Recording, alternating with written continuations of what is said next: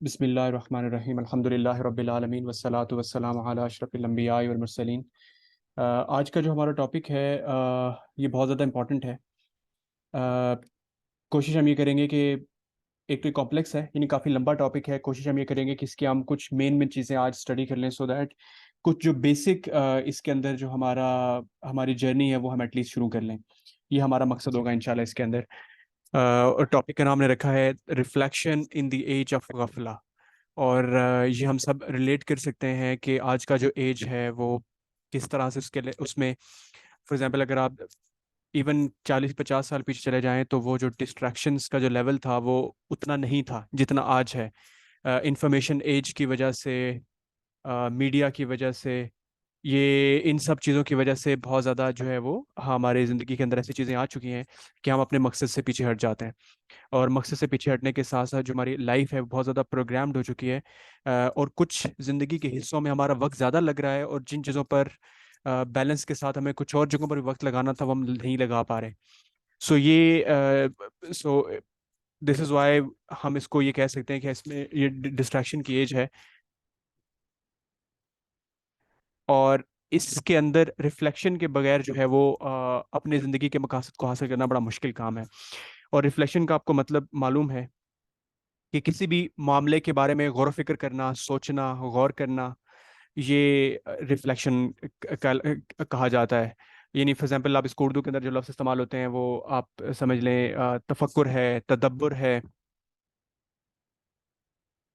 Voice is breaking, اچھا ایک minute,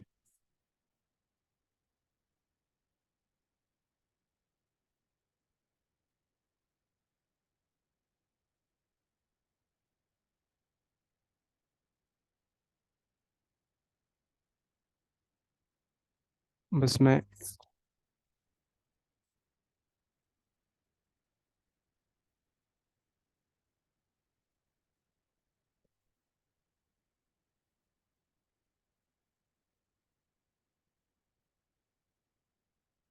شاہان آپ کنفرم کر سکتے ہو آواز کیسی ہے اب؟ ہاں جی شور بھی اب بالکل ٹھیک ہے اب بہتر ہے، بس انٹرنیٹ کا شاید جی۔ کوئی مسئلہ ہوگا۔ اچھا، سو جو ہم اس میں اردو کے اندر لفظ استعمال کرتے ہیں وہ تدبر ہے، تفکر ہے، فکر ہے، سوچ و بچار ہے۔ یہ الفاظ استعمال ہوتے ہیں کسی بھی معاملے کے بارے میں سوچنے کے لیے، کسی چیز کے اوپر کنٹمپلیٹ کرنے کے حوالے سے ہم جو لفظ استعمال کرتے ہیں وہ زیادہ تر یہ الفاظ آتے ہیں۔ سو ہم ہماری زندگی کے اندر سے کچھ ہم اس کی مثالیں لے لیتے تاکہ آپ کو معلوم ہو کہ ریفلیکشن ہوتا کیا ہے۔ مثال کے طور پہ ہم میں سے بہت سے لوگ جاب کرتے ہیں، اسٹوڈنٹ ہیں، تو ہمیں بہت سے ڈیسیجنس اس طرح ہماری زندگی کے اندر آتے ہیں۔ اگر کوئی پروفیشنل ہے تو اس کی زندگی میں ڈیسیجن آتا ہے کہ اس نے جاب سوئچ کرنی ہوتی ہے۔ اب وہ جاب سوئچ کرتے ہوئے بڑا وہ کاسٹ اینڈ بینیفٹ انالیسس کرتا ہے، مطلب ایک طرف لکھتا ہے کہ یار میری اس کمپنی کے اندر سیلری کتنی ہے، اور جو نیکسٹ کمپنی جہاں پہ مجھے آفر آئی ہے اس کی سیلری کتنی ہے، یہاں پہ مجھے کیا فائدہ ہے، وہاں کتنا فائدہ ہے۔ اس طرح سے ہم جب یہ ڈیسیجن کر رہے ہوتے ہیں تو ہم اتنی زیادہ اس کی ڈیٹیل میں جاتے ہیں کہ شاید ہمارے جو مین ہماری زندگی کی چیزیں ہم اس میں اتنی ڈیٹیل میں نہیں جاتے۔ تو یہ ایک just to give an example کی یہ ایک ہماری زندگی کے اندر غور و فکر کی ایک مثال ہے کہ ہم اس کے اندر میتھ بھی استعمال کرتے ہیں، ہم اس کے اندر اپنے دوستوں سے مشورہ بھی کرتے ہیں، ہم فیملی سے مشورہ کرتے ہیں، ہم یہ 4-5 چیزیں کرنے کے بعد ایسا ڈیسیجن کرتے ہیں۔ اسی طرح مطلب بلکہ اس سے پہلے آپ کو ایک مثال دے دیتا ہوں۔ مثال کے طور پہ ریسنٹلی، بالکل یہ بہت ریسنٹ ایگزامپل ہے کہ ہم ایک بندے کو ہائر کر رہے تھے۔ سو اس بندے کے پاس اس نے ہمیں جوائن کرنا تھا جس آرگنائزیشن میں میں کام کرتا ہوں وہاں پر۔ He meet around 7 people to make his decision. 7 وہ ہماری کمپنی کے اندر لوگوں سے آفیشلی ملا کہ میں ان سب سے ملنا چاہتا ہوں just to understand my future in the organization. تو وہ 7 بندوں سے ملا، اور اس کے بعد وہ obviously اپنے جہاں پہ وہ کام کرتا ہے وہاں پہ لوگوں سے ملا ہوگا۔ اس کے بعد اس نے فیملی سے مشورہ کیا ہوگا۔ So meeting around 10-15 people to make a decision related to a job. تو یہ اتنا زیادہ ہم زندگی کے افیئرس کے بارے میں غور و فکر کرتے ہیں۔ اسی طرح میرج کے ڈیسیجنز ہیں، ہم اس پہ غور و فکر کرتے ہیں۔ ہم کہیں انویسٹ کر رہے ہیں، کہیں پراپرٹی خرید رہے ہیں، کہیں معاملہ کر رہے ہیں، تو ہم اس کے جو کاسٹ اینڈ بینیفٹ انالیسز ہے وہ کرتے ہیں۔ ہم دیکھتے ہیں کہ ہمیں اس میں سے ریٹرن کتنا آئے گا، میرے زیادہ پیسے تو نہیں لگ رہے، میرا زیادہ خرچہ تو نہیں ہو رہا۔ ہم یہ ساری چیزیں بڑے غور و فکر سے ہر یہ ڈیسیجن اپنی زندگی کے اندر کرتے ہیں۔ تو ہم سب یہ سمجھ سکتے ہیں کہ ریفلیکشن کیا ہوتا ہے۔ سو ریفلیکشن یہ ہوتا ہے کہ آپ اس عمل کے بارے میں کنٹمپلیٹ کرتے ہیں، اس کے کاسٹ اینڈ بینیفٹ کو انالائز کرتے ہیں، آپ کا ڈیسیجن کیسا تھا، یعنی وہ آپ سارے چیزوں کو ریویو کر کے آپ دنیا کو کوئی ڈیسیجن ہم لوگ لیتے ہیں۔ تو یہی بیسیکلی ریفلیکشن ہے. سو دین کے معاملے میں جب اس کی بات آتی ہے تو دین، تو یہ ریفلیکشن زندگی کی ہولسٹک پکچر کو کور کرتا ہے کہ انسان کی اصل میں زندگی ہے ہی غور و فکر. آگے انشاءاللہ اگزامپل سے آپ کو معلوم ہوگا کہ انسان کی پوری زندگی اصل میں غور و فکر ہے. انفارچونیٹلی جو یہ ایج ہے، اس ایج نے ہمیں اتنا زیادہ غفلت میں مبتلا کر دیا ہے کہ ہم اس کو بھول ہی گئے ہیں کہ یہ بھی کوئی کام ہے، یہ بھی کوئی سوچنے والا کام ہے، یہ بھی کوئی کرنے والا کام ہے. تو امام الغزالی رحمہ اللہ، میں کچھ آپ کو ریفرنسز بتاؤں گا تاکہ مستقبل میں اگر آپ نے خود اس کو تفصیل سے پڑھنا ہو تو آپ اس کو مزید پڑھ سکتے ہیں. امام الحداد ہمارے کوئی ساتھی ہیں، انہوں نے ایک کتاب پڑھی ہے، اس کتاب کا نام ہے the book of assistance. The book of assistance, یہ امام الحداد رحمہ اللہ سیرین جورسٹ ہیں، انہوں نے لکھی ہے 17th 18th سینچری کے اندر. اور یہ اتنی آسان کتاب ہے کہ انہوں نے ود ان 200 پیجز دین کی تقریباً زیادہ تر چیزوں کو آسان الفاظ میں ایکسپلین کیا ہے. انہوں نے ایک اپنا پورا چیپٹر ریفلیکشن کے اوپر لکھا ہے کہ ہماری زندگی کے اندر، دن کے اندر کوئی نہ کوئی وقت کا حصہ ایک ایسا متعین ہونا چاہیے جو کہ ہم جس کے اوپر ہم اپنی زندگی کے بارے میں غور و فکر کر رہے ہوں. تو امام الداد رحمہ اللہ کا وہ چیپٹر آپ پڑھ سکتے ہیں، غالباً چیپٹر 9 ہے، آن ریفلیکشن کے نام سے وہ پڑھا جا سکتا ہے. اس کے بعد امام الغزالی رحمہ اللہ کی ایک مشہور کتاب آپ لوگوں کو معلوم ہوگی، اس کا نام ہے احیاء العلوم. یہ اتنی زیادہ خوبصورت کتاب ہے کہ اس کے اندر زندگی کی اوبیسلی انہوں نے فقہ کی چیزیں ایکسپلین کی ہیں، اس کے اندر تفسیر کی باتیں ہیں، حدیث کی ہیں، تصوف کی باتیں ہیں. تو ان کی جو احیاء العلوم موسٹ لائکلی اردو میں بھی انگلش میں بھی تقریباً 4 جلدوں میں ہوتی ہے. تو جو چوتھی جلد ہے اس کے اندر تقریباً 3 چیپٹر ہیں جو ان ٹاپکس کے اوپر ہیں. ایک ٹاپک کا نام ہے، وہ جو میں نے نیچے لکھا ہوا ہے سلائڈ کے اندر، وہ ہے ویجیلنس اینڈ سیلف ایگزامینیشن. یہ انگلش کے اندر ہے، جو اصل میں ان کی کتاب کا نام ہے وہ ہے کتاب المراقبہ والمحاسبہ. پھر کتاب الفکر ہے، اس کے بعد ایک چیپٹر ہے، پھر اس کے بعد موت کا ذکر ہے، موت کے بارے میں فکر ہے. تو ایٹ لیسٹ 3 چیپٹر امام الغزالی رحمہ اللہ نے سوچ و بچار، حالانکہ پوری کتاب ہی سوچ و بچار کے متعلق ہے، لیکن یہ 3 چیپٹر اسپیشلی علیحدہ سے ان ٹاپکس کے اوپر ہیں، جس میں امام الغزالی رحمہ اللہ نے انسان کو، یعنی ہم سب کو یہ اس بات کی نصیحت کی ہے کہ ہم اپنی زندگی کے بارے میں غور و فکر کریں، اور ہر لمحے کا ہمیں محاسبہ کرنا ضروری ہے کہ ہم وہ لمحہ کہاں گزار رہے ہیں، کدھر گزار رہے ہیں، کس لیے گزار رہے ہیں. تو یہ اس کے اوپر انہوں نے جو ہے وہ لکھا ہے. اس کے بعد ایک اسکالر ہیں ابن قیم رحمہ اللہ، اگر آپ ان کی کتابیں اٹھا کے دیکھ لیں، وہ بھی زیادہ تر ان کی کتابیں بھی انہوں نے اس پہ لکھی ہیں. ان کی کتاب ہے مدارج السالکین، وہ بھی اسی سے بھری پڑی ہے کہ انسان اپنا محاسبہ کرے، سوچ و بچار کرے، غور کرے. پھر اس طرح سے ابن قیم کے ساتھ ایک ریسنٹ اسکالر ہیں، یہ اس طرح سے عالم دین نہیں ہے، لیکن یہ کہ انہوں نے اسلامک سائیکالوجی پہ بہت کام کیا ہے. یہ مڈل ایسٹ سے ہیں، ان کا نام ہے ڈاکٹر مالک بدری. ان کو کہا جاتا ہے کہ یہ اسلامک سائیکالوجی کے فاؤنڈر ہیں.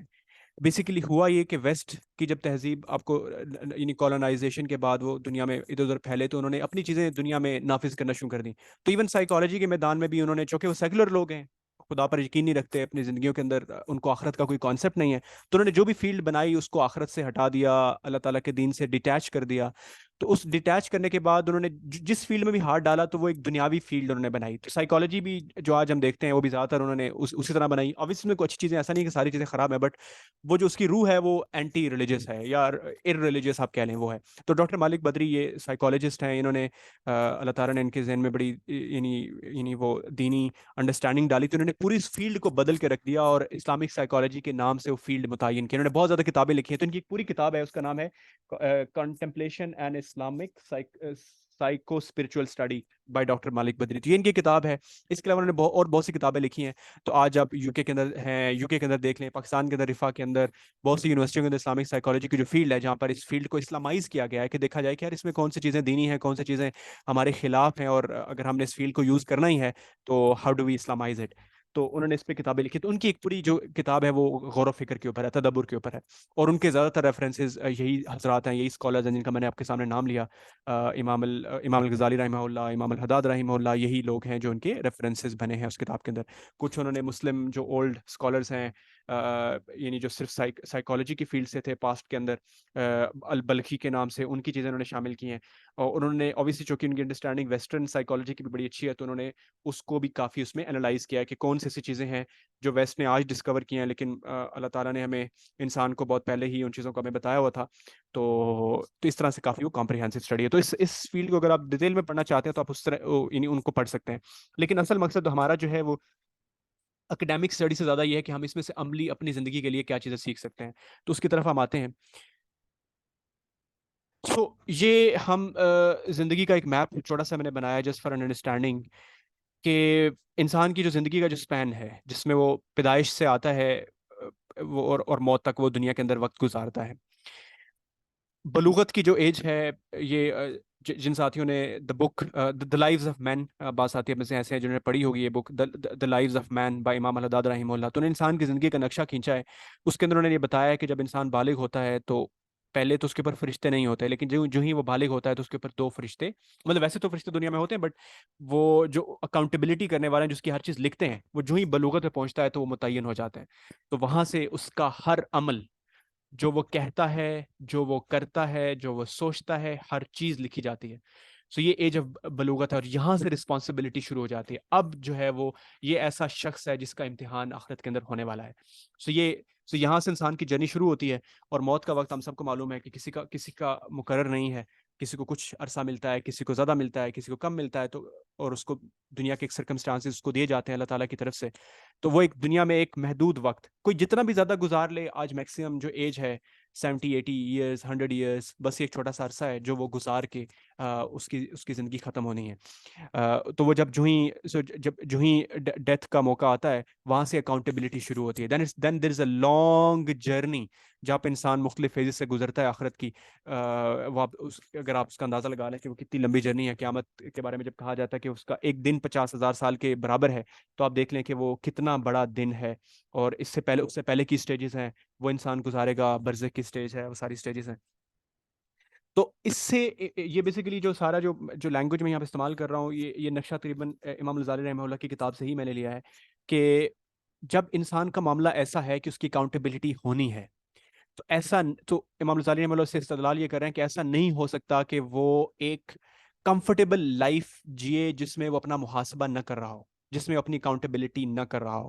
یعنی جب اللہ سبحانہ تعالیٰ نے اس کو اکاؤنٹیبل ٹھہرانا ہے، اس انسان نے اللہ سبحانہ تعالیٰ کے دربار میں حاضری دینی ہے، جا کے اپنے اعمال دیکھنے ہیں وہاں پر.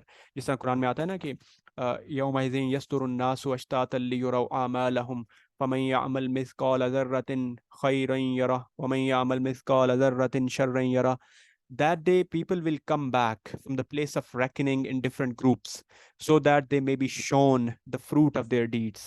So whoever does any good act, even to the weight of a particle will see it, and whoever does evil, even to the weight of a particle will see it. تو یعنی اس دن اگر انسان نے کوئی بھی خیر کا چھوٹا سا بھی کام کیا ہوگا وہ بھی اس کو دکھایا جائے گا، اگر اس نے کوئی بھی چھوٹا سا برا عمل بھی کیا ہوگا وہ بھی اس کو دکھایا جائے گا. تو یہ معاملہ ہے، اتنی سخت اکاؤنٹیبلٹی اور وہاں پر انسان کا معاملہ پیش آنے والا ہے انسان کو. تو ایسا نہیں ہو سکتا کہ وہ اپنی لائف کو ان ایگزامنڈ لائف جیے. دا لائف کی ناٹ بی ان ایگزامنڈ. وہ ایسی لائف نہیں ہو سکتی جس کے بارے میں غور و فکر نہ کیا جا رہا ہو، جس کے بارے میں تفکر نہ کیا جا رہا ہو. تو اس طرح امام الغزالی رحمہ اللہ نے کچھ مختلف آیات اس کے ایکسپلین کی ہیں. تو وہاں سے میں ان کی چھوٹی سی ایک پیرا آپ کے سامنے پڑھ بھی دیتا ہوں تاکہ میں تھوڑا سا اور بھی اندازہ ہو جائے. وہ یہ ہے کہ امام غزالی لکھتے ہیں کہ اہل بصیرت نے جان لیا ہے کہ اللہ تعالیٰ بندوں کی گھات میں ہے. یہ ہے کہ ان سے حساب میں مناقشہ کیا جائے گا اور ذرہ ذرہ کے بارے میں باز پرس ہوگی، ان سے پوچھا جائے گا. اور سچائی کے ساتھ ان لوگوں نے یہ بات جان لی ہے کہ ان خطرات سے نجات کی واحد صورت یہ ہے کہ اپنے نفس کا مسلسل احتساب کیا جائے اور سچائی کے ساتھ اعمال کی نگرانی کی جائے اور نفس سے ہر سانس اور ہر حرکت کا محاسبہ کیا جائے. اس لیے جو شخص محاسبے سے پہلے اپنے نفس کا احتساب کرے گا، قیامت کے دن اس کے حساب میں تخفیف کی جائے گی اور ہر سوال کا جواب اس کے ذہن میں مستحضر ہوگا اور وہاں اس کا انجام بہترین ہوگا. اور جو شخص اپنے نفس کا محاسبہ نہیں کرے گا وہ ہمیشہ حسرتوں کا شکار رہے گا اور قیامت کے میدان میں اس کے ٹھہرنے کی مدت طویل ہوگی اور اسے اس کے گناہ رسوائی میں مبتلا کر دیں گے اور اللہ تعالیٰ کے غیظ و غضب تک پہنچائیں گے. یہ اہل بصیرت جانتے ہیں کہ قیامت کے دن کی رسوائی اور ذلت سے بچنے کا واحد راستہ اللہ تعالیٰ کی اطاعت ہے، اور ہر اس معاملے میں جس میں اس نے اطاعت کا حکم دیا ہے اللہ تعالیٰ صبر اور نگرانی کا حکم دیتا ہے. فرمایا یا ایھا الذین آمنوا اصبروا وصابروا ورابطوا، اے ایمان والو خود صبر کرو، مقابلے میں صبر کرو اور مقابلے میں کے لیے مستعد رہو. اس کو انگلش میں بھی اگر آپ دیکھ لیں سو وہی ہے it behooves every resolute person with faith in God on the last day not to omit calling his soul to account یعنی کوئی بھی جو ایسا بندہ ہے جو مضبوط آدمی ہے، جو اللہ تعالیٰ پر ایمان رکھتا ہے اور آخرت پر ایمان رکھتا ہے، وہ یہ نہیں چھوڑ سکتا کہ اپنی روح کی وہ کا احتساب کرے. یعنی وہ لازماً اپنی روح کا احتساب کرے گا، اپنے آپ کا محاسبہ کرے گا. اس کی کوئی بھی حرکات ہیں، کوئی بھی جو سٹیپس وہ لیتا ہے، اس کے بارے میں وہ اپنے نفس سے پوچھے گا کہ تم نے یہ کیوں کیا، کس لیے کیا. اور for every breath of life is a precious gem that has no substitute. کیونکہ جو ہر سانس انسان کی زندگی کے اندر ہے وہ ایک قیمتی ہیرا ہے جس کا کوئی متبادل نہیں ہے، اس کا کوئی الٹرنیٹ نہیں ہے. ایک سانس جب گزر جاتا ہے تو وہ دوبارہ ریپلیسیبل نہیں ہے. One may purchase with it a treasure, the felicity of which is everlasting. The expiry of these breaths, when they are forfeited or wasted on what only procures ruin, is a great and stupendous loss which no reasonable soul can permit. یعنی اگر انسان ان سانسوں کو ضائع کر دے گا اور ان کو فورفیٹ کر دے گا اور اس سے خسارہ کمائے گا، تو یہ ایک ایسا نقصان ہے جو کہ کوئی بھی ریزنیبل روح جو ہے وہ برداشت نہیں کر سکتی. کوئی بھی عقل مند آدمی اس کی اجازت نہیں دے سکتا. تو یہ جو ہے وہ یعنی یہ وہ چیزیں ہیں. اس سے آپ کو معلوم ہوتا ہے کہ کتنا معاملہ سخت ہے. اسی طرح میں نے ایک اور پیراگراف سلیکٹ کیا، یہ جس ہمیں یہ پیراگراف ایک موٹیویشن کے طور پہ، ایک انسپریشن کے طور پہ، تاکہ ہمیں معلوم ہو کہ یہ کتنا معاملہ ہمارے ساتھ سخت ہونے والا ہے اور ہم کس طرح سے اپنی اکاؤنٹیبلٹی کے بارے میں فکر مند ہو جائیں. تو امام غزالی کا یہ پیراگراف ہے، یہ سنیے. دس رائزنگ ان دا مارننگ، یعنی جب انسان صبح اٹھتا ہے، ہز مارننگ ڈیوٹیز ڈسچارج، جب اپنے فرائض جو انجام دے دیتا ہے. The servant of a God ought to devote his heart for a while to setting conditions for his soul. تو ایک اللہ تعالیٰ کے بندے کو اپنے دل کو کچھ دیر کے لیے اپنی روح کے لیے شرائط طے کرنے کے لیے ٹائم لگانا چاہیے. یعنی اس نے کوئی، یعنی دن کے آغاز پر کچھ وقت اس کو متعین کرنا چاہیے جس میں اپنے نفس کے لیے شرائط لگائے. Just as the trader, upon handing over the goods to the person with whom he trades, reserves the meeting to laying down the conditions for him. جس طرح کوئی ایک تاجر ہوتا ہے، اس نے آپ سمجھ لیں کہ ایک پارٹنر رکھا ہے، ایک ایسا بندہ جو اس کے لیے کام کرتا ہے بزنس کے اندر. تو ہوگا کیا کہ وہ اس بندے کے ساتھ طے کرتا ہے کہ یار تم میرا جو مال ہے کاروبار میں لگاؤ گے، کہاں لگاؤ گے، کتنا لگاؤ گے، کوئی ضائع تو نہیں کرو گے، اور تم نے کاروبار ان کنڈیشنز کے ساتھ کرنا ہے. تو وہ ساری چیزیں وہ اس بندے کے ساتھ ایگری کرتا ہے، پھر اپنا مال وہ ٹریڈر اپنا مال اس کے حوالے کرتا ہے. تو اس طرح جو انسان کی عقل ہے وہ روح کے ساتھ یہ کنڈیشنز لگاتی ہے کہ آج آپ کو پورا دن اللہ تعالیٰ نے دیا ہے تو آپ اس کو کیسے گزاریں گے. تو انسانی جو عقل ہے اس کو اس سے اپنی روح سے پوچھنا چاہیے کہ آج آپ کا جو دن آپ سپینڈ کرنے جا رہے ہیں یہ کیسے گزاریں گے. سو آگے ہم لکھتے ہیں کہ the servant of God should say to his soul. تو جو اللہ تعالیٰ کا غلام ہے اس کو اپنی روح سے کہنا چاہیے the only commodity I have is my life. کہ میرے پاس جو ٹوٹل جو میری ویلتھ ہے وہ میری زندگی ہے. As it dissipates, so does the capital. اگر یہ ضائع ہو جاتی ہے تو میرا مال سے مطلب میرا جو سرمایہ ہے وہ ختم ہو جاتا ہے، میری زندگی ختم ہو جاتی ہے. There with the hope of trade and search for gain. اور اسی کے ساتھ تجارت کی امید اور نفع کی جو تلاش ہے، جو میں نفع کمانا چاہتا ہوں اس کی امید بھی چلی جاتی ہے. یعنی اگر زندگی ضائع ہو گئی تو یہ سب بھی نہیں ملے گا. On this new day, آج اس نئے دن پر God has granted me respite and delayed my appointed time. آج اللہ تعالیٰ نے مجھے مہلت دی ہے اور آج کا دن ملنے سے اللہ تعالیٰ نے میرا جو مقررہ وقت ہے اس کو ڈیلے کر دی. یعنی ایسا ہو سکتا تھا کہ انسان کی روح قبض کی جائے، لیکن اللہ تعالیٰ نے اس کو ایک نیا دن تحفے میں دیا. He has graced me this. Should he take me back to him, I would wish that he return me to the world for just a day to rectify my error in that. اور یعنی روح جو ہے وہ، یعنی عقل جو ہے وہ روح سے کہہ رہی ہے کہ بندہ جو اپنی روح سے کہہ رہا ہے کہ اگر وہ میری جان لے لے تو میں اس بات کا خواہش مند ہو جاؤں گا کہ مجھے دنیا میں ایک دفعہ پھر بھیجا جائے ایک دن کے لیے، تاکہ میں اپنی غلطی کو ٹھیک کر لوں. Oh my soul, know you will die and will be brought back to your Lord. So be aware. Be aware of losing this day, as each breath is but a priceless jewel. Oh my soul, know that a day and night are 24 hours. تو اس کے بعد امام بات یہ ہو رہی ہے کہ انسان کو اپنی روح سے کہنا چاہیے کہ میں اس دن کا خسارہ برداشت نہیں کر سکتا. میرا ہر سانس بڑا قیمتی ہے اور میرے پاس صرف 24 گھنٹے ہیں. مجھے 24 گھنٹے کو صحیح معنوں میں اللہ سبحانہ تعالیٰ کے لیے استعمال کرنا ہے اور اللہ سبحانہ تعالیٰ کے بتائے ہوئے طریقوں کے مطابق زندگی کے مختلف معاملات کے اندر ان کو خرچ کرنا ہے. تو یہ جو ریفلیکشن ہے یہ ہر روز انسان کو اپنی روح کے ساتھ کرنی چاہیے، اپنے نفس کے ساتھ ہر روز کرنی چاہیے. انشاءاللہ آگے کچھ پریکٹیکل ویز کے ڈسکس کریں گے، لیکن یہاں سے آپ اندازہ لگا لیں کہ ان علماء نے، یہ تو میں نے بالکل ایک دو چیزیں وہاں سے سلیکٹ کی ہیں، ورنہ امام غزالی رحمہ اللہ نے اس کے اندر اتنی تفصیل کے ساتھ لکھا ہے کہ انسان جب بھی کوئی عمل کرتا ہے تو عمل سے پہلے اس کے بارے میں سوچے، پھر جب عمل ہو جائے تو پھر اس کا محاسبہ کرے کہ کیا میں نے یہ عمل ٹھیک کیا نہیں کیا، اس میں کون سی چیز میں نے اللہ تعالیٰ کے لیے نہیں کی، کہاں میرا ریاکاری کا معاملہ آ گیا، کہاں میں نے حسد کیا، کہاں میں نے فلاں کیا، کہاں میں نے صحیح معنوں میں یہ چیز دین کے مطابق نہیں کی۔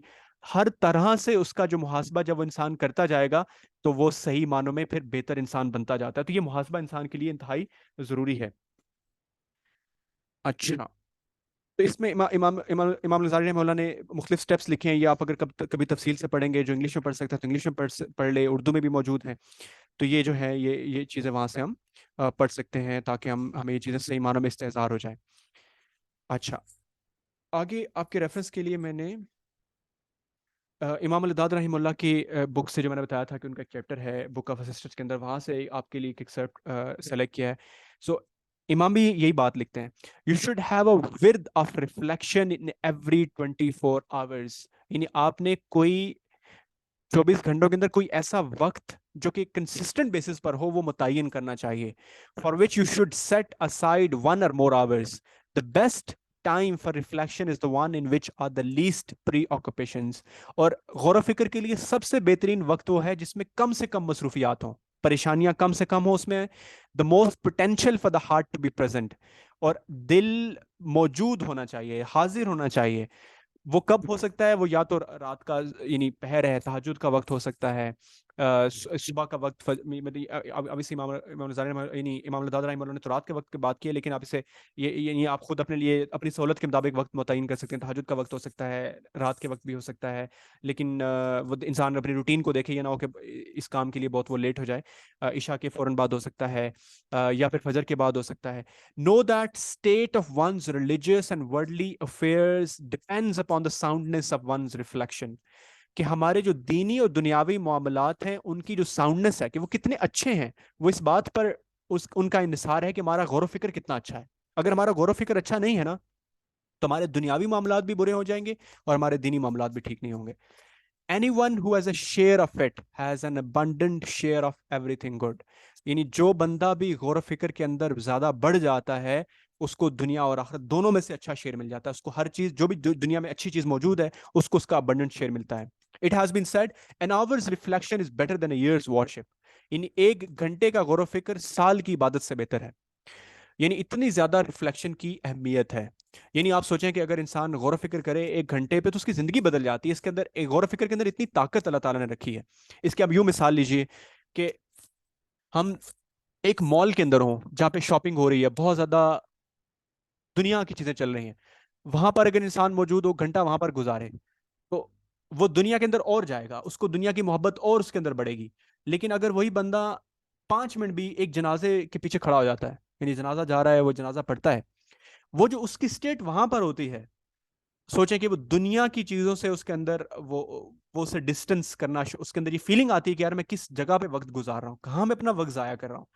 تو یہ اتنی زیادہ ریفلیکشن کی امپورٹنس ہے کہ اگر وہ ایک جنازے میں 15-20 منٹ گزار لیتا ہے، وہاں پہ کھڑا ہو جاتا ہے، تو وہ جو ریفلیکشن اس کو وہاں ملتی ہے اپنی موت کو یاد کرنے کے حوالے سے، وہ چیز جو ہے وہ اس کی زندگی کو بدلنے میں کردار ادا کر سکتی ہے۔ اس کی میں بلکہ یہاں پہ ایگزامپل بھی آپ کو دے دوں، یہ پریکٹیکلی میں نے خود ان سے ڈائریکٹ سنی ہے۔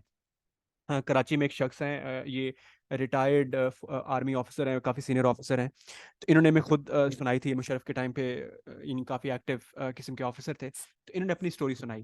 ان کا کوئی بیٹا غالباً کراچی کے اندر نیوی کے اندر تھا، نیوی کے اندر اس طرح سے تھا، مجھے ایگزیکٹ یاد نہیں آ رہا نیوی کے اندر تھا یا ویسے کس طرح سے یعنی جو اوشن والی فیلڈ ہے اس سے ریلیٹڈ تھا، غالباً اس طرح یاد آ رہا ہے کہ نیوی میں تھا۔ تو وہ کہیں خدا نہ کوئی کرتے ہوئے نا وہ ڈوب گیا، مطلب وہ یعنی اس کی وفات ہو گئی سمندر میں ڈوبنے سے۔ تو وہ جو یعنی آفیسر ہیں وہ میں بتا رہے تھے کہ میں جو ہی مجھے پتہ چلا تو میں وہاں پہنچا، یعنی جہاں پہ یعنی وہ یعنی ڈوبا اور لاش کی تلاش کی جا رہی تھی، کہتے ہیں میں وہاں پہنچا تو فوراً اس کے تھوڑے دیر بعد نا ان کی بیٹی کی ان کی کال آئی، یا انہوں نے اپنی بیٹی کو کال کی۔ تو ان کی بیٹی وہ ایسی تھی جو کہ جس کو اللہ تعالیٰ نے دین کی سمجھ عطا کر دی تھی، اور وہ بہت زیادہ یعنی انڈرسٹینڈنگ اس کی ماشاء اللہ تھی۔ تو انہوں نے ان کو بتایا کہ یار آپ کا بھائی جو ہے وہ یعنی اس طرح کا انفارچونیٹلی حادثہ ہو گیا کہ آپ کے بھائی جو ہے وہ اس کی وفات ہو گئی، تو ہم لاش کی تلاش کر رہے ہیں۔ تو ان کی جو بیٹی ہیں انہوں نے ان کو بڑا عجیب جواب دیا۔ انہوں نے پہلے تو इन्ना लीला पढ़ा होगा, फिर इस तरह की बात की, तो then she quickly asked him the question कि यार वो तो चला गया, क्या आपने अपने बारे में सोचा है कि आपका मामला क्या होने वाला है? तो वो ऑफिसर बताते हैं कि वहां से ऐसा हुआ जैसे मेरे पाँव के नीचे से जमीन निकल गई कि ये क्या सवाल इसने पूछ लिया मुझसे। ये तो बड़ा अजीब सा सवाल इसने कर लिया है कि ये इस मामले पर, जहाँ पर एक हमारे घर से एक बंदा फोत हुआ है, और ये मुझसे सवाल कर रही है कि आपने अपनी आखिरत के लिए क्या किया। तो कहते हैं कि that was the moment my life changed. तो और वो जहाँ पर वो एक इज्तिमा के अंदर हमें मिले थे, तो उन्होंने कहा कि वो मेरी लाइफ का टर्निंग पॉइंट था। वो फिर उन्होंने काफ़ी वहाँ पर अल्लाह ताला के सामने रो रो के काफ़ी काफ़ी टाइम के बाद उनको वो लाश भी मिल गई अल्हम्दुलिल्लाह। आप सोच लें समुद्र के अंदर अगर कोई इस तरह की डेड बॉडी हो जाती है तो वो कितनी मुश्किल से तो वो उनको वो भी मिल गई। और कहा जाता है कि वो जो उनकी बेटी थी, उन्होंने उनका पूरा ख़ानदान चेंज कर दिया, because she was so strong on the religious side. और एक बंदे से कितना चेंज आ जाता है, और वो अभी आप उनको पहचान नहीं सकते, उनका हुलिया सुन्नत के मुताबिक, हर चीज़ सुन्नत के मुताबिक हमें मिले। तो ये रिफ्लेक्शन के जो मोमेंट्स हैं उनका कितना फ़ायदा होता है। अब ये रिफ्लेक्शन का मोमेंट था उनके लिए कि उन्होंने सोचा अच्छा यार ये तो चला गया, मुझे क्या, मैंने अपनी ज़िंदगी की तैयारी की है या नहीं की। या बिल्कुल, somebody wrote that how powerful the story is, बिल्कुल ऐसे ही है और वो ये और मैं मतलब मैं आई एम द विटनेस, मतलब कि he told the story to us. हम एक जगह बैठे हुए थे, तो उन्होंने पूरा, मैं नाम नहीं बता रहा कि ऐसे आइडेंटिफाई हो उस तरह से, लेकिन ये क्या स्टोरी उन्होंने पब्लिकली सुनाई थी। हम कोई काफ़ी 60-70 लोग बैठे थे, उसके अंदर उन्होंने वो स्टोरी बताई। तो इस तरह से आखिरत की फ़िक्र इंसान के लिए बड़ी ज़रूरी है। तो ये रिफ्लेक्शन बहुत ज़्यादा इंपॉर्टेंट है। और इस तरह फिर आगे इमाम लदाद रहमतुल्लाह लिखते हैं कि द रिफ्लेक्शन इज द, बल्कि उन्होंने किसी आलिम को कोट किया, the reflection is the lamp of the heart. जो गौर फिक्र है ये दिल की रोशनी है, अगर ये दिल से निकल जाए तो फिर कोई रोशनी नहीं है। तो देखें कुरान के अंदर जहाँ भी लिखा हुआ है वो दिल ही की बात की गई है कि दिल जब इंसान का सख्त हो जाता है तो वो गुनाह कर करके तो वो रिफ्लेक्शन नहीं कर रहा होता ना, तभी वो एक सख्ती की स्टेज में आता है। एक टाइम आता है कि उसको दुनिया की किसी चीज से इबरत हासिल नहीं होती, दुनिया की किसी चीज को देख के उसके अंदर कोई वो फिक्र पैदा ही नहीं होती। हालांकि उस हमारे गिर्द करोड़ों अल्लाह ताला की निशानियां हैं, लेकिन हमारा दिल गुनाहों की वजह से इतना बंद हो जाता है, इतना नैरो हो जाता है कि हमें चढ़ता जो सूरज है, एक मिरेकल होता है हर रोज, हमें नजर नहीं आता। हमें सूरज डूबता नजर नहीं आता। हमें कायनात के अंदर इतनी चीजें हैं अल्लाह ताला की पैदा करता, नबातात के अंदर दुनिया के अंदर जिंदगी देखें, हर इंसान एक मौजज़ा है, उसकी ज़िंदगी वो हर दुनिया दूसरों दूसरों से मुख्तलिफ है, उसका मिजाज मुख्तलिफ है। अल्लाह ताला ने किस तरह से इंसानों को बनाया, ये सारी चीज़ें हम इन सारी चीज़ों को देखना छोड़ देते हैं। हमारे हमारे दिल के अंदर वो फिक्र ही पैदा नहीं होती कि हम इसके बारे में सोच लें कि यार ये अल्लाह ताला की जो कायनात है ये कैसे बनी, अल्लाह ताला ने किस मकसद से बनाई, मेरा क्या मकसद है, मुझे कहाँ जाना है। तो ये दुनिया की जो जो मसरूफियात हैं वो चीज़ें, ये चीज़ें हमें करने में मजबूर कर देती हैं। अच्छा, तो कुछ रिफ्लेक्शंस मैंने लिखी हैं जो हमें करनी चाहिए। Obviously this is not an exhaustive list, और बहुत सी चीज़ें हो सकती हैं, लेकिन ये ऐसी चीज़ें हैं जिन पे सोचने से हमें जो गौर फिक्र का जो फ़ायदा है वो हमें मिल सकता है इंशाल्लाह। एक तो ये है कि हमें जो ये इसको मुहासबा कहा जाता है, ये जो पहला पहला बॉक्स है ना, reflections on once actions good and bad, इसको मुहासबा कहा जाता है। आपने गालबन वो कॉल सुना होगा हज़रत उमर रज़ी अल्लाह अन्हु का कि अपना मुहासबा, इनका मफहूम इस तरह से, एग्जैक्ट अल्फाज ये नहीं है, वो ये है कि अपना मुहासबा करो कि इससे पहले कि आपका मुहासबा किया जाए। तो ये हमें हमेशा अपने जहन में रखना चाहिए कि अगर हम अपनी अकाउंटेबिलिटी नहीं करेंगे तो क़यामत वाले दिन बहुत सख्त अकाउंटेबिलिटी होने वाली है। तो अगर आप दुनिया में अकाउंटेबिलिटी अपनी सख्त कर लेंगे तो आखिरत में बहुत आसान हो जाएगी। ये तो हमें इन किसी भी बड़े आप स्कॉलर की किताब उठा के देख लें तो वहाँ से हमें ये मालूम होता है कि अपनी अकाउंटेबिलिटी करने से हमारी ज़िंदगी जो है वो आसान हो जाती है।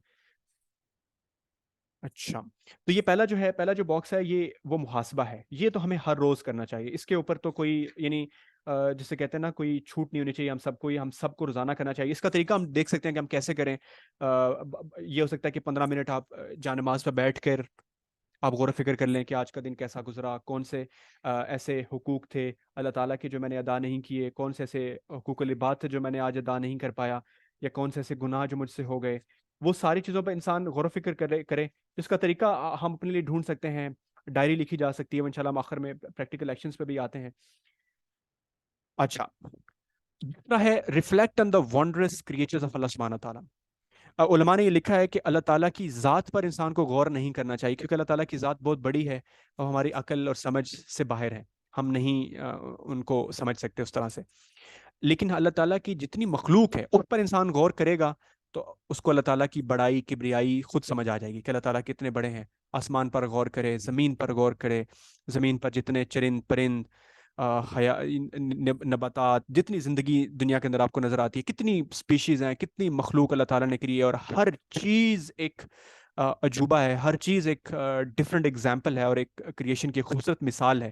تو اگر انسان پر غور کرے تو اس کو اللہ تعالیٰ کی کبریائی اور بڑائی نظر آئے گی، اس سے یقین بہتر ہوگا۔ امام اللہ رحمہ اللہ نے پہلا چیپٹر جو بک آف سسٹم میں لکھا ہے وہ یقین کے اوپر لکھا ہے۔ تو دیکھیں ہم سب مسلمان ہیں، ہم اللہ تعالیٰ کو مانتے ہیں، اللہ تعالیٰ کی عبادت بھی کرتے ہیں۔ ہم جب ریفلیکشن کریں گے نا تو ہم اپنے ایمان کو اسٹرینتھن کرنے کے لیے کرتے ہیں، یقین کو بہتر کرنے کے لیے کرتے ہیں، تاکہ ہمارے اندر وہ انرجی پیدا ہو جس سے ہم یعنی دین کے لیے بہتر کام کر سکیں۔ Reflection on human journey from a sperm drop to a human being. دیکھیں اس پہ سوچیں کہ اللہ تعالیٰ نے انسان کو پیدا کیسے کیا۔ ایک چھوٹے سے ڈراپ سے ہم اللہ تعالیٰ نے ایک پورا انسان کھڑا کر دیتے ہیں، پورا انسان گرو کرتا ہے، دنیا میں گزارتا ہے، شف المخلوقات کے اندر اس کا وہ مقام آتا ہے۔ کس طرح سے یہ کریشن ہے؟ تو جس طرح قرآن میں آتا ہے نا کہ ہم آپ کے اندر، اس کا مفہوم اس طرح سے ہے کہ ہم آپ کے اندر آپ کو نشانیاں دکھائیں گے۔ تو ہم اپنے آپ پر بھی غور کر لیں تو میں اللہ تعالیٰ کی کبریائی اور بڑائی ہمیں نظر آ جائے گی کہ ہم کیسی ایک میراکلس کریچر ہیں ہم، کہ کس طرح سے ہمارے اندر مختلف نظام چل رہے ہوتے ہیں۔ یہ روح اللہ تعالیٰ نے ہمیں ڈالی ہے، ہمیں جان دی ہے، ہمیں دنیا کے اندر ایگزسٹنس بخشی ہے۔ ہم کس طرح سے چلتے پھرتے ہیں، غور و فکر کرتے ہیں، دنیا کو مسخر کرتے ہیں، یہاں پہ تعمیر کرتے ہیں، دنیا میں رہتے ہیں، سوسائٹیز بساتے ہیں، سویلائزیشن قائم کرتے ہیں۔ تو کتنی بڑی اللہ تعالیٰ نے ایک تخلیق کی ہے، تو اس کے اوپر اگر ہم غور کریں گے تو ہم اللہ تعالیٰ کے قریب ہو جائیں گے۔ اس کے علاوہ آسمان پر غور، تو یہ جو کتاب الفکر ہے، کتاب التفکر ہے امام غزالی رحمہ اللہ کی، اس میں تفصیل سے انہوں نے ان چیزوں کے بارے میں لکھا ہے۔ تو آپ جب غور کریں گے، جیسے آسمان کے اوپر اللہ تعالیٰ نے نہ جانے کتنی بار آسمان کی بات کر کے اس کے حوالے سے قسم کھائی ہے، تو یہ کتنی بڑی چیز ہے۔ تو اگر ہم آسمان پر غور و فکر کریں، زمین کے اوپر کریں، کتنی بڑی ہے، کتنی اس کے اوپر اللہ تعالیٰ نے ہمیں نعمتیں عطا کی ہیں، تو پھر ہم جو ہے وہ، جیسے میں کچھ آپ کے سامنے پڑھ دیتا ہوں آسمان کے حوالے سے۔ وَالسَّمَاءِ ذَاتِ الْبُرُوجِ، قسم ہے برجوں والے آسمان کی۔ وَالسَّمَاءِ وَالطَّارِقِ، قسم ہے آسمان کی اور اس چیز کی جو رات میں نمودار ہونے والی ہے۔ وَالسَّمَاءِ ذَاتِ الْحُبُكِ، قسم ہے آسمان کی جس میں راستے ہیں۔ وَالسَّمَاءِ وَمَا بَنَاهَا، اور قسم ہے آسمان کی اور اس کی جس نے اسے بنایا۔ وَالشَّمْسِ وَضُحَاهَا وَالْقَمَرِ إِذَا تَلَاهَا، قسم ہے سورج کی، اس کی روشنی کی اور چاند کی جب سورج سے پیچھے آئے۔ فلا اقسم بالخنس الجوار الکنسی، تو میں قسم کھاتا ہوں ان ستاروں کی جو پیچھے کو ہٹنے لگتے ہیں اور چلتے رہتے ہیں اور اپنے مطالعے میں جا چھپتے ہیں۔ والنجم اذا ہوا، قسم ہے ستارے کی جب غروب ہونے لگے۔ فلا اقسم بمواقع النجوم وانه لقسم لو تعلمون عظیم، سو میں قسم کھاتا ہوں ستاروں کے چھپنے کی، اور اگر تم غور کرو تو یہ ایک بڑی قسم ہے۔ وَفِي السَّمَاءِ رِزْقُكُمْ وَمَا تُوعَدُونَ، اور تمہارا رزق اور جو کچھ تم سے وعدہ کیا جاتا ہے آسمان میں ہے۔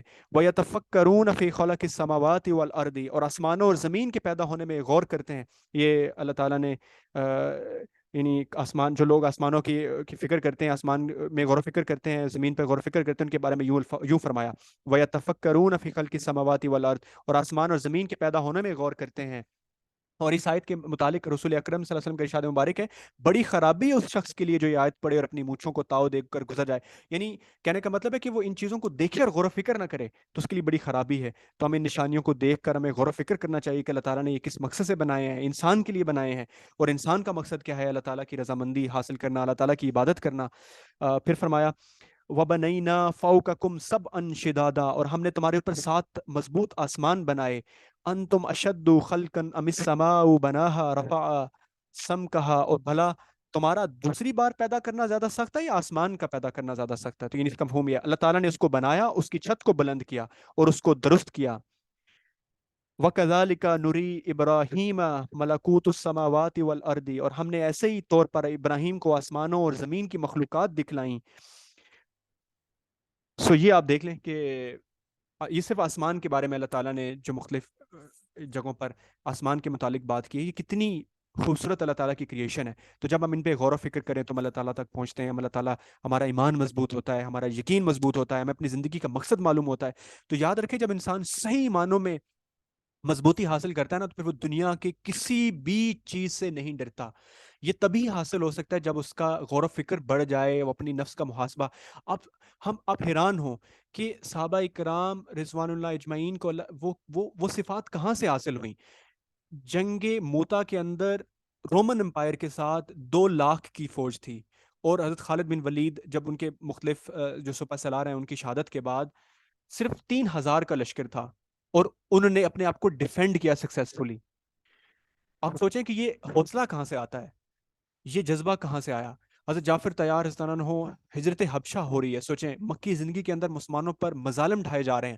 کچھ مسلمان اللہ تعالیٰ کے حکم سے، اللہ تعالیٰ کے نبی کے حکم سے ہجرت حبشہ کر جاتے ہیں، تو وہاں پہ بادشاہ ان کو اپنے دربار میں بلاتا ہے. اب وہاں پہ ڈر ایسا ہے کہ اگر یہ بادشاہ بھی ہمیں نقصان، اور وہ کرسچن بادشاہ ہے، اگر ہمیں یہ نقصان پہنچا دے تو ہم یہاں سے بھی نکالے جائیں گے یا ہمیں مار دیا جائے گا. اس کے باوجود وہ حق بات وہاں پر ان کے دربار میں کرتے ہیں. تو یہ حوصلہ، یہ کانفیڈنس کہاں سے آتا ہے، یہ اعتماد کہاں سے آتا ہے؟ یہ اللہ تعالیٰ کے سے تعلق سے ہی آتا ہے، اس کے علاوہ کوئی اور ذریعہ نہیں ہے.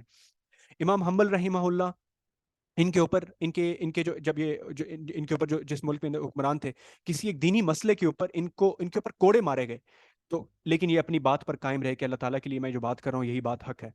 تو یہ وہ لوگ ہیں جنہوں نے اسلام کی حفاظت کی اور اسلام کے لیے مختلف قربانیاں دیں. امام حنیفہ رحمہ اللہ کو جیل میں بند کیا گیا.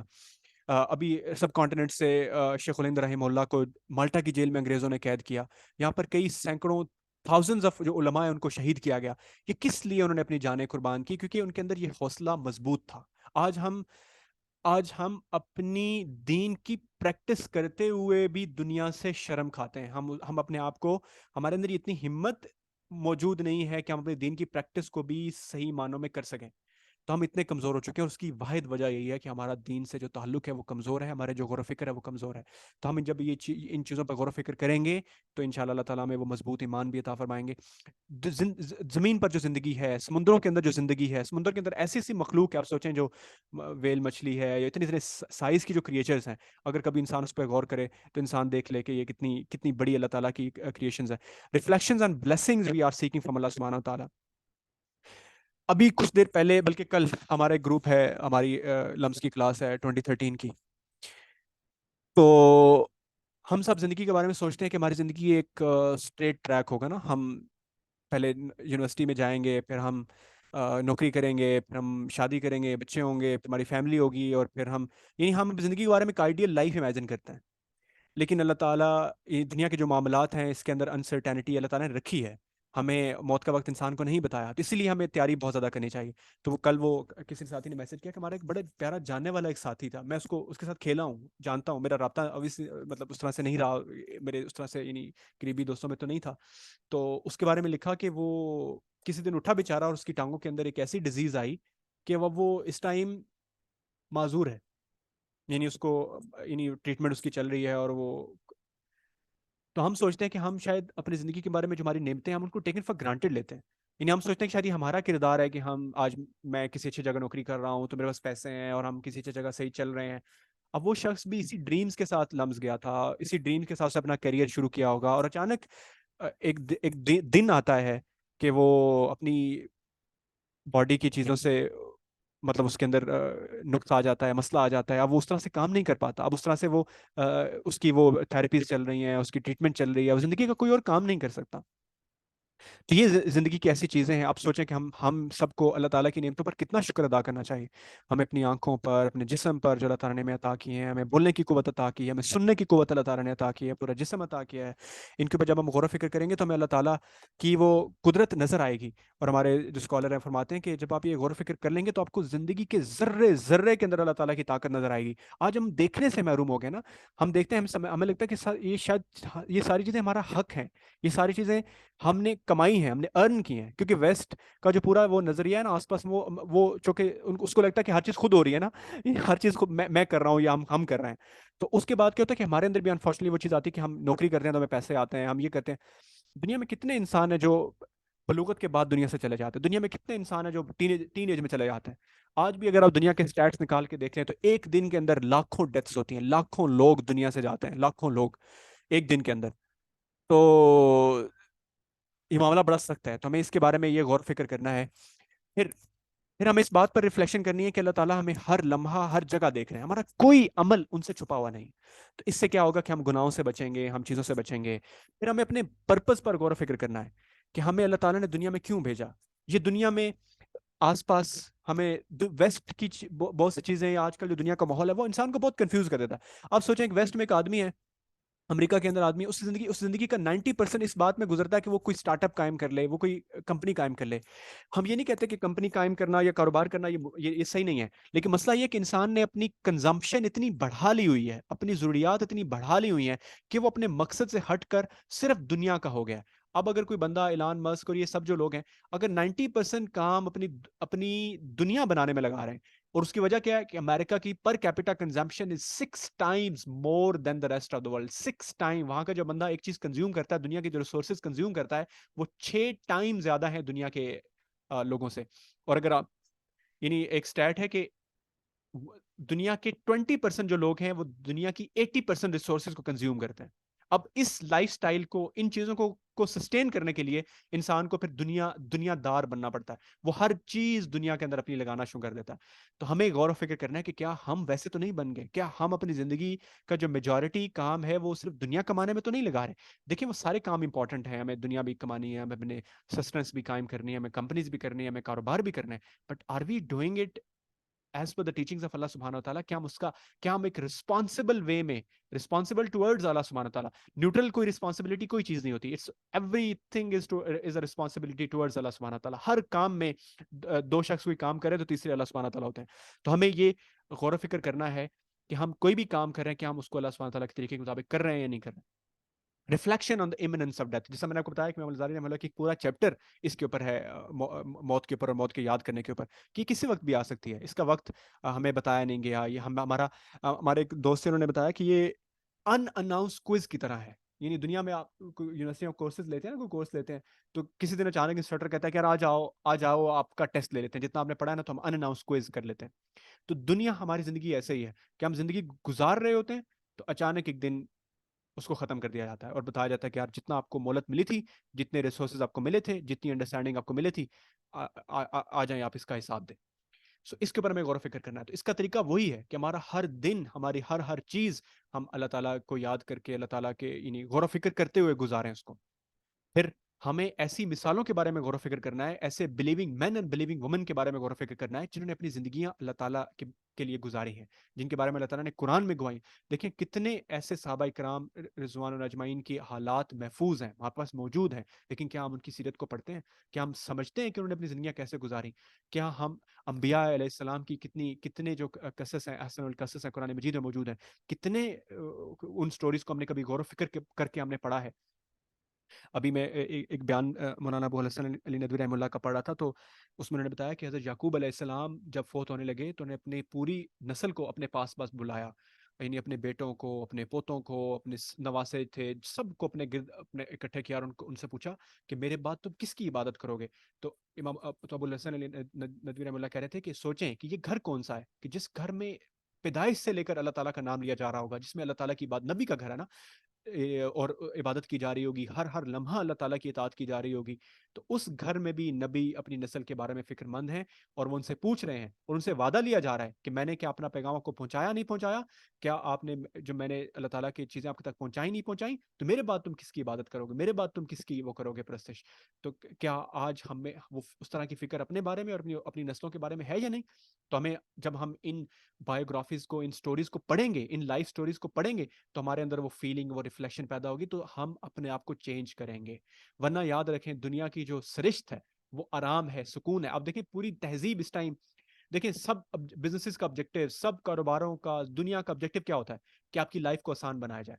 آسان بنا کر کیا کیا جائے گا؟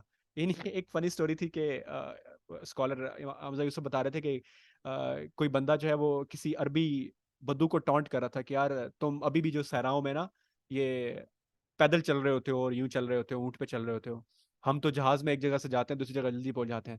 تو وہ بدو نے اس کو کہا کہ تم وہاں پہنچ کر کیا کرتے ہو؟ مطلب تم جلدی پہنچ تو جاتے ہو but what do you do there? ہم تو یہاں رات کو چلتے ہیں صحراؤں کے اندر تو اللہ تعالیٰ کی قدرت کی نشانیاں دیکھتے ہیں اور اس کو یاد کرتے ہیں. تو اب یہ دیکھیں فرق سمجھیں کہ ایک طرف تو مینس کے ذریعے زندگی آسان ہو رہی ہے، بٹ آسان ہو کر کریں گے کیا؟ What is the purpose? کیا آسانی ہی پرپز ہے؟ کیا ایز ہی پرپز ہے؟ پرپز تو یہ ہے کہ دنیا کے مینس کو استعمال کر کے اللہ تعالیٰ کی وحدانیت کی جائے، اللہ تعالیٰ کی عبادت کی جائے، اس کے لیے جیا جائے، اس سے محبت کی جائے، اس کے رسول اکرم صلی اللہ علیہ وسلم کی سنت کے مطابق زندگی کو گزارا جائے. یہ اصل مقصد ہے.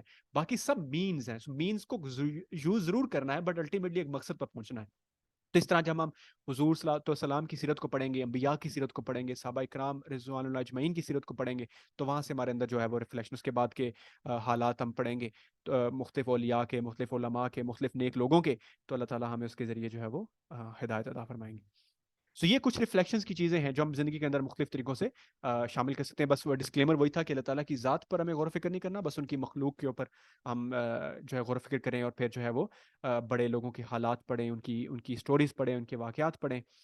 جیسے میں نے شاید آپ کو پچھلے ایک سیشن میں ایک بتایا تھا کہ امام حضرت شفیع رحمہ اللہ کے ایک استاد تھے، تو ان کا گھر کچا تھا. یعنی آپ سوچیں کہ یہ سٹوریز انسان کو انسپائر کرتے ہیں کہ انسان حقوق العباد کے بارے میں کیسے سوچے. تو ان کا گھر کچا تھا ان کے استاد کا. تو انہوں نے کئی دفعہ اپنے استاد کو کہا کہ حضرت آپ ہر دفعہ جب برسات آتی ہے تو آپ کو اپنے گھر کا یہ لپائی کرنی پڑتی ہے آپ کو. پچھلے 6-7 سال سے ہم آپ کو دیکھ رہے ہیں، آپ ہر سال اس کی لپائی کرتے ہیں تاکہ بارش میں گھر نہ گر جائے. تو آپ جتنے پیسے آپ اس پہ لگا رہے ہیں، اتنے اگر آپ نیا گھر بنا لیں تو یا پکا کر لیں تو پکا ہو جائے گا آپ کا گھر اتنے پیسوں میں. آپ انہیں ہر سال لگاتے ہیں. انہوں نے کہا آپ کی بات تو بالکل ٹھیک ہے، لیکن مسئلہ یہ کہ میرے آس پاس جو گھر ہیں سارے کچے ہیں.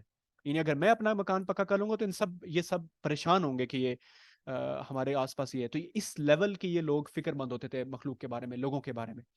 تو وہ کہتے ہیں کہ پھر اسی طرح چلتا رہا معاملہ. پھر جب آس پاس لوگوں کے گھر پکے بننا شروع ہوئے تو انہوں نے پھر اپنا گھر جو ہے اس کے بعد وہ اس کو پکا کیا. تو یہ ایگزامپل ہے. ہم obviously آج کی ایج ڈفرینٹ ہے، گھروں کے اسٹائل چیزیں مختلف ہیں.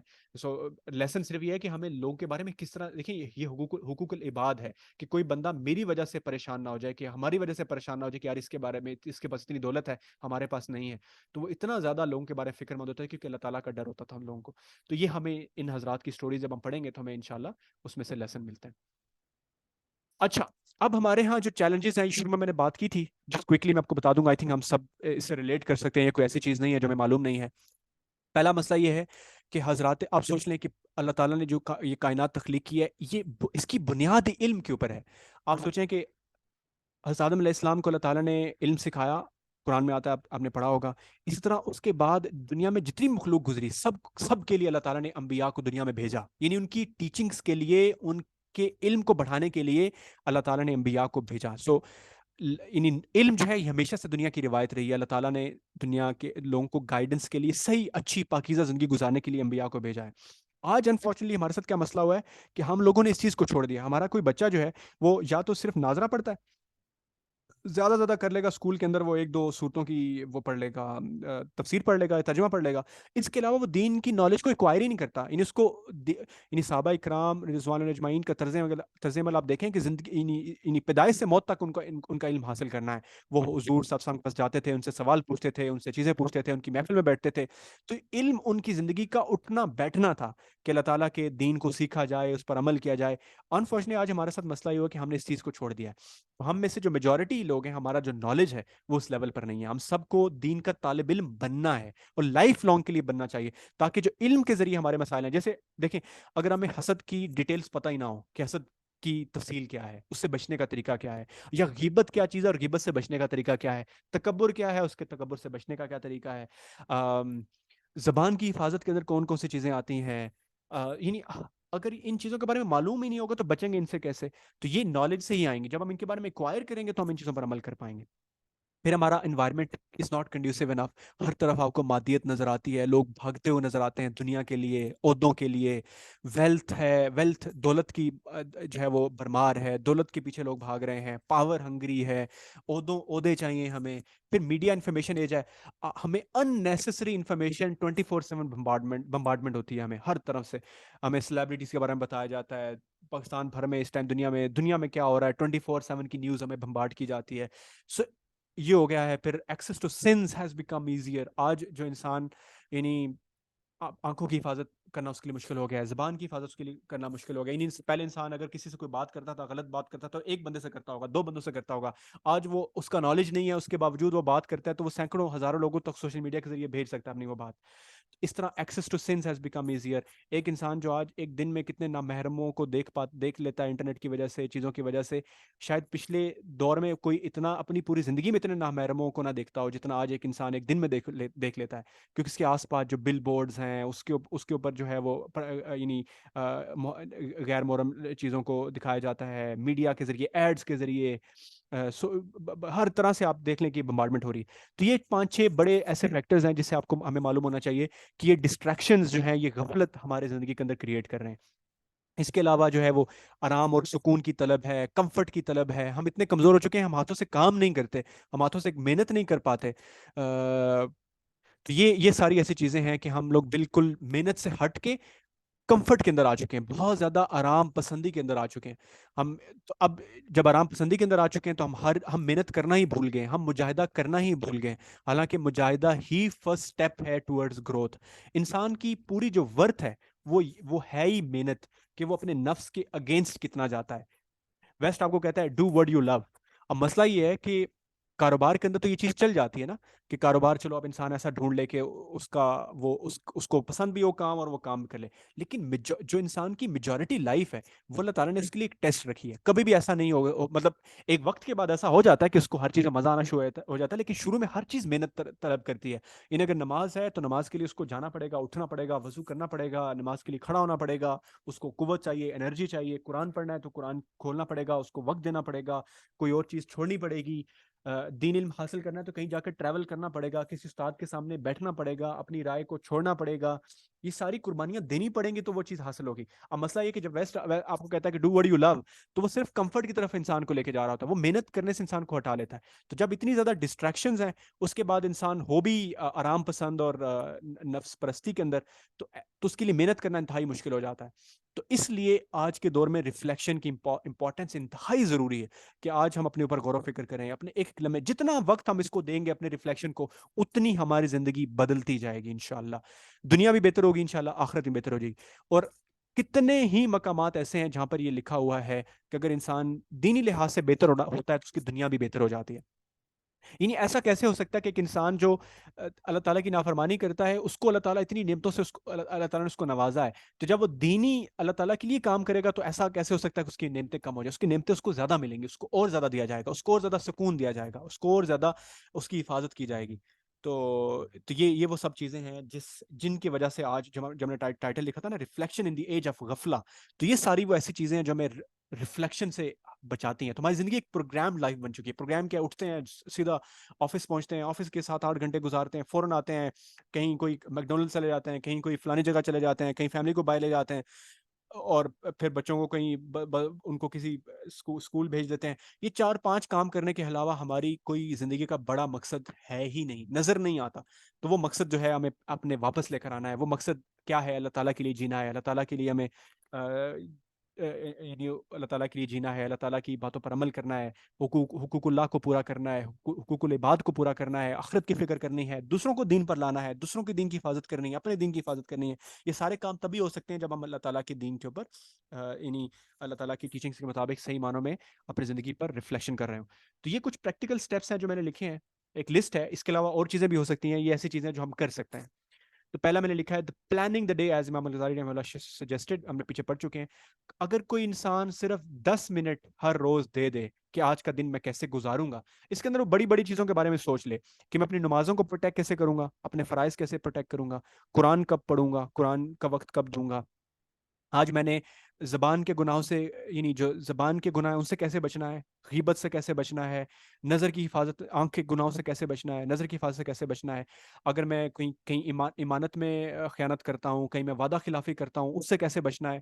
تو یہ پلاننگ دا ڈے ہے. اس میں بڑی بڑی دینی چیزوں کو شامل کرنا چاہیے. آفس کی پلاننگ تو انسان بعد میں بھی کر سکتا ہے نا، وہ جب آفس جائے وہاں پلان کر سکتا ہے کہ آج مجھے کیا کیا ٹاسک کمپلیٹ کرنے ہیں، وہ تو ڈفرنٹ پلاننگ ہے نا، پروفیشنل پلاننگ ہے. یہ اوور آل لائف کی پلاننگ میں آتا ہے کہ آپ 10 منٹ صبح دیں کہ آج میں نے دن اللہ تعالیٰ کی ٹیچنگز کے مطابق کیسے گزارنا ہے پورا دن. تو یہ 10 منٹ انسان دے دے، اور پھر 10 منٹ رات کو سونے سے پہلے عشاء کے فوراً بعد انسان دے لے، عشاء سے پہلے دے لے، کہ آج کا دن میں نے کیسے گزارا، کہ آج کا دن میں نے حقوق اللہ پورے کیے نہیں کیے، کہ آج کا دن میں نے جو صبح میں نے اپنے آپ سے اپنے نفس کے ساتھ وعدے کیے تھے کیا میں نے وہ پورے کیے نہیں کیے۔ یہ ڈائری رائٹنگ بھی ہو سکتی ہے، جرنل رائٹنگ بھی ہو سکتی ہے، کچھ بھی ہو سکتا ہے۔ کسی ڈائری کا فائدہ یہ ہوتا ہے کہ وہ آرگنائز ہوتی ہے، آپ کو پتا ہے کہ اس کے اوپر ڈیٹس لکھی ہوتی ہیں، ہر روز آپ کو یاد رہتا ہے۔ اگر یہ کوئی ایسی چیز ہوگی، اگر آپ نے اس کو سسٹمائز نہیں کیا ہوگا تو آپ بھول جائیں گے، جب بھول جائیں گے تو پھر انسان کو یاد نہیں رہتا اور وقت گزرتا چلا جاتا ہے۔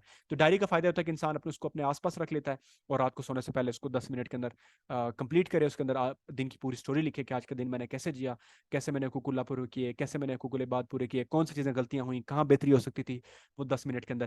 اگر کوئی انسان یہ 20 منٹ ہر روز دینا شروع کر دے تو بہت حد تک امید ہے انشاءاللہ کہ وہ اپنی زندگی کو صحیح معنوں میں جینا شروع کر دے گا، اپنی دینی رسپانسبلٹی صحیح معنوں میں ادا کرنا شروع کر دے گا۔ یہ 20 منٹ بہت قیمتی ہیں، 10 منٹ صبح، 10 منٹ شام کو۔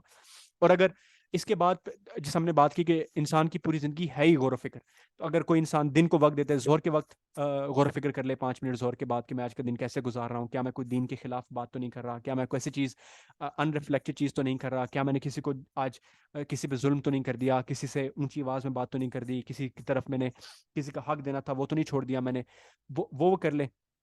اس کے بعد اگر کوشش ہو تو ویکلی ریویو کر لے کہ ایک ہفتہ میں نے کیسے گزارا، کیا میں اللہ تعالیٰ کے جو فرائض ہیں پورے کر رہا ہوں نہیں کر رہا، اپنی فیملی کی طرف جو میری رسپانسبلٹیز ہیں جو اللہ تعالیٰ نے مجھے کہی ہیں میں پوری کر رہا ہوں نہیں کر رہا، کیا اپنے رشتہ داروں کے جو حقوق ہیں جو میری طرف متوجہ ہیں میں وہ کر پا رہا ہوں نہیں کر پا رہا، ورک پلیس کے اوپر میرا رویہ کیسا ہے، کیا میں وہاں کی رسپانسبلٹیز صحیح معنوں میں احسن طریقے سے ایکسلنس وے میں انجام دے رہا ہوں نہیں دے رہا، کیا میں جو اپنی کمیونٹی کی طرف میری رسپانسبلٹیز ہیں کیا میں ان کو پورا کر رہا ہوں نہیں کر پا رہا۔ تو ویکلی ریویو، یہ ویکینڈ کے اوپر انسان آدھا گھنٹہ بیٹھ کے اپنے پوری ویک کو ریویو کر سکتا ہے، ڈائری کے اندر لکھ لے، پیپر پہ لکھ لے، اس کو کر سکتا ہے۔ پھر بینگ ان دا نیچر، انسان تھوڑا سا اپنی جو بھاگتی زندگی ہے وہاں سے کچھ تھوڑا وقت نکالے، یہ مختلف جو اگر جیسے اسلام آباد میں اگر کوئی ہے تو وہ پہاڑوں کی طرف جا سکتا ہے، یعنی پارکس وغیرہ ہوتے ہیں وہاں پہ جا کے وقت گزارے، تھوڑا نیچر پہ ریفلیکٹ کرے، اللہ تعالیٰ کی جو کریشن ہے اس پہ ریفلیکٹ کرے، آسمان کو دیکھے، اوور آل جو زمین کی گریٹنس ہے اس کو دیکھے، تو اس سے بھی انسان جو ہے مخلوق پہ غور و فکر کرے، اس سے بھی انسان کو جو ہے وہ اللہ تعالیٰ جس ہم نے شروع میں بات کی کہ اس سے بہت زیادہ انسان کو فائدہ ہوگا۔ اللہ تعالیٰ یعنی اور اسی ریفلیکشن کے اندر اللہ تعالیٰ نے جو انسان کو نعمتیں دی ہیں ان پہ غور و فکر کرے، جس طرح کہا جاتا ہے نا لائن شکر تم لازیدنکم، اگر انسان شکر کرے گا تو وہ اور زیادہ دیا جائے گا۔ تو اللہ تعالیٰ کی جتنی ہمیں نعمتیں ملتی ہیں ہم ان کا شمار نہیں کر سکتے، اگر ہم بڑی بڑی نعمتوں پہ اللہ تعالیٰ کا شکر ادا کرنا شروع کر دیں تو یہ بھی ہمیں ریمائنڈ کرنے کے لیے بہت زیادہ یعنی کافی ہے۔ ویکلی پارٹ آف یہ جو کچھ میں نے نا گرین کیے ہوئے ہیں یہ کام ایسے اگر یہ کوئی انسان کر لیتا ہے نا تو باقی سٹیپس کی ضرورت کم پڑتی ہے۔ اگر ہم ویکلی کسی اسپرچول گیدرنگ کے اندر چلے جائیں نا، یعنی ہمارے آس پاس علماء موجود ہیں، مختلف جگہوں پر مجالس سے ذکر ہوتی ہیں، بیانات ہوتے ہیں، اگر ہم بہت فیمیلز اینڈ میلز اگر کوئی ایسی جگہ ہم ڈھونڈ لیں اپنے آس پاس جہاں ہم رہتے ہیں اپنے گھر کے پاس، جہاں پر ہم ہفتے میں گھنٹہ دے دیں جا کے اس عالم کی مجلس میں بیٹھ جائیں فزیکلی، یہ آن لائن کی بات نہیں ہو رہی ہے، فزیکلی جا کے وہاں پہ آپ بیٹھیں تو اس کا بہت زیادہ غور، کیونکہ وہاں پہ دعا ہو رہی ہوتی ہے، اللہ تعالیٰ کی نعمتوں کا شکر ادا کیا جا رہا ہوتا ہے، محاسبہ ہو رہا ہوتا ہے، ذکر کیا جا رہا ہوتا ہے، بیان ہو رہا ہوتا ہے، تو بیان سے انسان کو ریفلیکشن ملتی ہے، تو اس سے انسان کو ویک کا فیول مل جاتا ہے، ویک کی انرجی مل جاتی ہے، تو اس سے بہت زیادہ چیزیں ہو سکتی ہیں۔ قرآن کی ریسیٹیشن اگر ہم ڈیلی شروع کر دیں 1/4 آف پارا سے لے کر ایک پارا تک اگر ہماری ڈیلی روٹین ہو جائے تو اس سے بہت زیادہ فائدہ شروع ہو جائے گا، کیونکہ ایک ٹائم آ گیا کہ انسان کو قرآن کی ریسیٹیشن سے محبت آنا شروع ہو جائے گی، پھر سے وہ آیت پہ ریفلیکٹ کرے گا، تدبر کرے گا کہ اس میں اللہ تعالیٰ کیا فرما رہے ہیں، اس میں اللہ تعالیٰ کیا مجھ سے کیا بات کر رہے ہیں، تو جب وہ ریسیٹیشن ہوتی جائے گی تو انسان جو ہے وہ یہ چیزیں اس کی یہ ریفلیکشن بہتر ہو جائے گی۔ اس کے علاوہ مسنون تسبیحات ہوتی ہیں، صبح و شام کے اذکار ہیں وہ ہم شروع کر سکتا ہے۔ اوبیسلی یہ addition these are addition to what, ہمارے جو فرائض اور رسپانسبلٹیز ہیں یہ اس کے علاوہ ہیں، یہ صرف غور و فکر کے حوالے سے ہیں، اگر ان میں سے ہم کوئی 2-3 چیزیں کر لیتے ہیں نا تو ہم جو ہے وہ صحیح معنوں میں اپنی زندگی میں ریفلیکٹ کرنا شروع کر دیتے ہیں۔ تو پرپز ہمارا یہی ہے کہ ہم ایک پروگرامڈ لائف سے انٹینشنل لیونگ کی طرف چلے جائیں اور اللہ تعالیٰ کی ٹیچنگز مطابق اپنی زندگی کو گزاریں۔ تو جس طرح حضور صلی اللہ علیہ وسلم کے ارشاد کے مطابق کہ عقل مند وہ ہے کہ جو اپنے نفس کو اکاؤنٹیبل ٹھہراتا ہے، اس کا مفہوم اس طرح سے ہے، بلکہ میں آپ کو پڑھ دیتا ہوں حدیث مبارکہ۔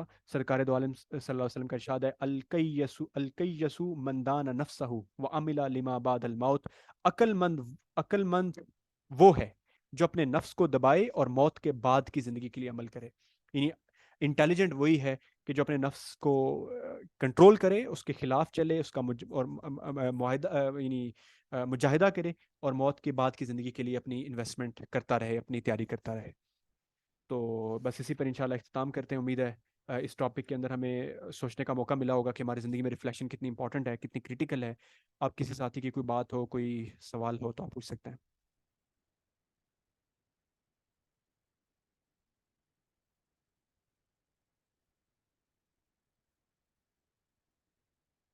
کیا نعمتیں جس سکون کو کہتے ہیں، آزمائش کیا ہے؟ ہاں ہاں جی ہاں، نعمتیں سے مراد ہے کہ جو بلیسنگز اللہ تعالیٰ نے ہمیں دی ہیں نا، یعنی جتنی بھی آسانیاں ہمیں دی ہیں. آزمائش تو ٹیسٹ ہوتا ہے جس میں انسان کو صبر کرنا ہوتا ہے، جس میں انسان کو کوئی مشکل پیش آتی ہے. جیسے انسان ٹیسٹ ہوتا ہے کہ اس کو وہ کوئی چیز دنیا میں خریدنا چاہتا ہے، اس کو نہیں ملتی، اس کو بیماری اس کے اوپر آتی ہے، وہ آزمائش ہے. اس کے اوپر کوئی اور ٹیسٹ آتا ہے، کوئی بزنس میں لاس ہو جاتا ہے، کوئی اس کی زندگی سے کوئی شخص دنیا سے چلا جاتا ہے. اس طرح کی ساری چیزیں یہ آزمائش کے اندر آتی ہیں. تو یہ ٹیسٹ ہیں. تو ٹیسٹ کے اندر انسان کو صبر کرنا ہوتا ہے. اور جو نعمت ہے جو اللہ تعالیٰ نے انسان کے لیے آسائشیں پیدا کی ہیں، اس کو جسم دیا ہے، اس کو آزاد دی ہے، اس کو دولت دی ہے، اس کو گھر والے دی ہیں، اس کو فیملی دی ہے، اس کو گھر دیا ہے، چھت دیا ہے، اس کو رہنے کا جگہ دی ہے، آزاد ملک دیا ہے، اس کو علم دیا ہے، اس کو دنیا کے اسباب دی ہیں. یہ ساری نعمتیں ہیں. تو نعمتوں پر شکر کیا جاتا ہے، اور جو مشکلات ہیں اور آزمائشیں ہیں اس پر صبر کیا جاتا ہے. اور اس میں اللہ تعالیٰ سے مانگا جاتا ہے کہ اللہ تعالیٰ میرے لیے آسانیاں پیدا فرمائیے، مجھے اس سے نکال لیجیے، مجھے یعنی اس سے نکلنے کے لیے دعا کی جاتی ہے. لیکن صبر کا دامن نہیں چھوڑا جاتا. جی